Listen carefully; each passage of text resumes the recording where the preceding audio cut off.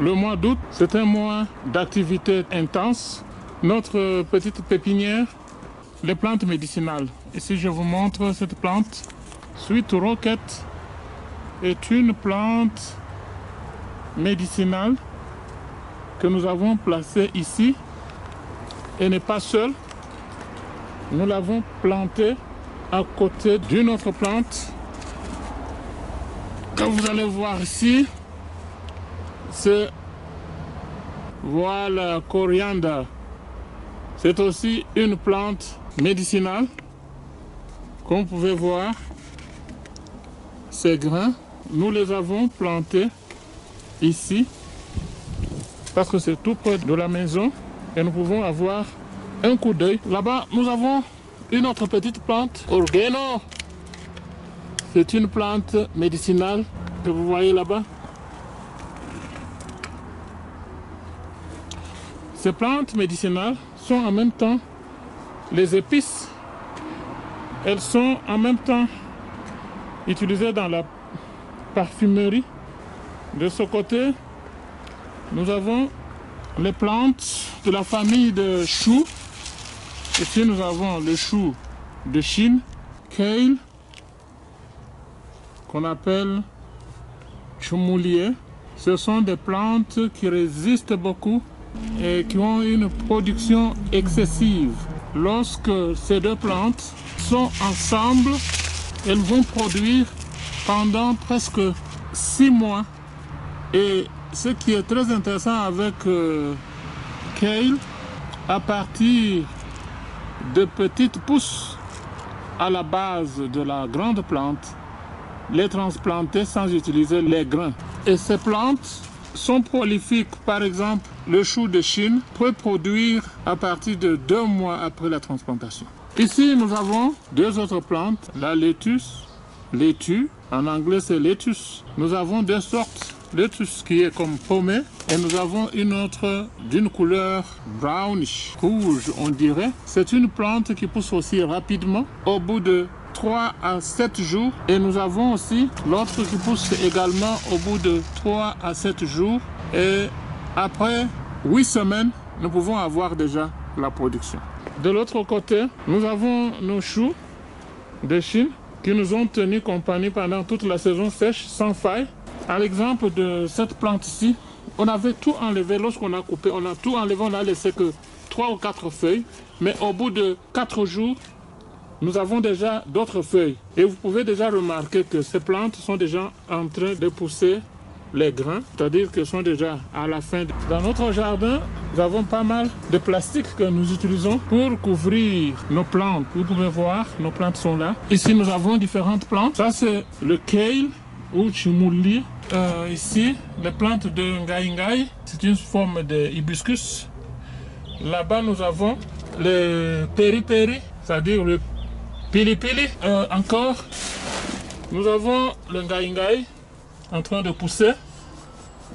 Toujours ngaïngaï.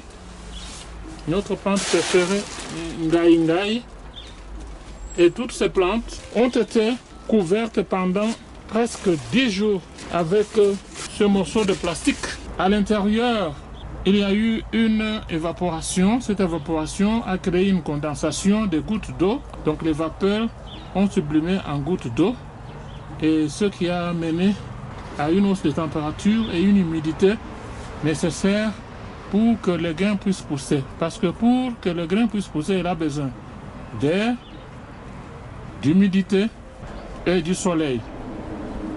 Et au cours du jour ou de la journée, le soleil frappe le plastique. Après avoir frappé sur ce morceau de plastique pendant presque 8 heures, la chaleur s'emmagasine à l'intérieur de ce pot et augmente la température à environ 20 degrés Celsius. Nous sommes en train de nous préparer pour la saison qui va bientôt commencer. Nous sommes en train de faire une petite maison verte, là où on va suspendre le plastique au-dessus, tout près de la plante pour que la chaleur puisse augmenter la température, qu'il n'y ait pas passage d'un courant froid sur la surface de plantation. La semence dans notre petite pépinière. Et c'est pas tout dans cette pépinière. Nous essayons tous les moyens possibles à notre bord. Ici, nous avons quelques plantes de ngaï qui ont résisté pendant tout l'hiver. Et nous sommes certains que ces plantes feront notre fierté dans quelques jours lorsqu'elles seront transplantées. Elles n'ont pas été couvertes pendant toute la durée. C'est parce qu'elles étaient plantées un mois avant le coup de froid qui a frappé tout le pays de l'Afrique du Sud. Ici, nous en avons d'autres que nous avions plantées aussi. Elles ont aussi résisté, on ne les a pas couvertes. Ce sont des boutures qui ont résisté, mais il y en a d'autres qui ont séché. Ça vit encore. Et nous sommes certains, comme la température commence à augmenter, certaines de ces pousses seront utilisées pour la transplantation sur notre site. Alors, un fermier, c'est une personne qui se débrouille de tous côtés, malgré les caprices du climat. Avant, nous avions essayé avec cette membrane. La membrane n'a pas vraiment travaillé pour couvrir les plantes. Elle est un peu légère. Celle-ci aussi n'a pas beaucoup travaillé. Mais comme nous savons que la membrane laisse passer le froid, nous avons essayé de mettre aussi en dedans un morceau de plastique pour augmenter la température. Voilà, si vous regardez, nous avons dedans là-bas quelques pousses. Vous pouvez voir quelques pousses. Malgré le froid, quelques pousses sont là. Ici, j'ai ma petite formule. C'est une bouteille à 2 litres que j'ai coupée en deux. La portion supérieure est renversée et j'ai mis le sol, le topsoil. J'ai mis des grains, les grains ont poussé. J'ai mis aussi de l'eau dans la partie inférieure et dans cette eau, j'ai mis un peu de fertilisant liquide et une corde quitte le bas vers le haut pour fournir la plante avec de l'eau et les matières nutritives. Et voici, la plante est en bon état. Elle peut rester seule, sans irrigation, pendant un mois et elle va grandir. Ici, nous avons des petites plantes de tomates. Elles seront transplantées, une plante dans une bouteille, afin qu'elles puissent bénéficier totalement de matières nutritives et éviter la compétition. Ici, nous avons encore le bousset, une plante que j'aime beaucoup parce qu'elle résiste la saison sèche. Et comme nous nous approchons de la saison sèche qui va bientôt commencer au mois de mai, nous avons seulement 2 mois. Alors j'ai préféré l'avoir dans mon jardin. Ici nous avons le poireau vert, c'est-à-dire green pepper. Les plantes sont vraiment joyeuses. Elles aussi sont des plantes qui résistent les températures basses. Elles peuvent résister pendant la saison sèche. Nous avons des tomates, le chou de Chine. Toutes les plantes de la famille des choux résistent les températures basses.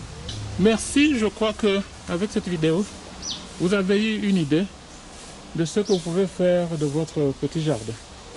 Et surtout, de la manière que vous devez faire pour planter les jeunes arbres. Ces jeunes arbres doivent grandir suffisamment avant d'être transplantés sur leur lieu final. J'ai oublié quelque chose, il y a les aubergines, les grandes aubergines, voilà, ceci sont les aubergines qui ont été glissées aussi dans cette pépinière.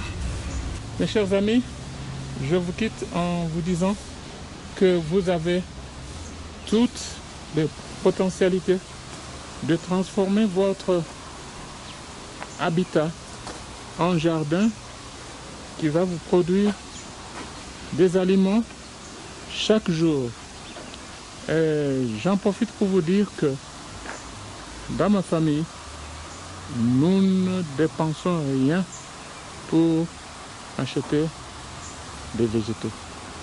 Absolument rien. Ça veut dire nous sauvons beaucoup d'argent avec ce petit jardin que vous voyez. Beaucoup d'argent avec ce petit jardin.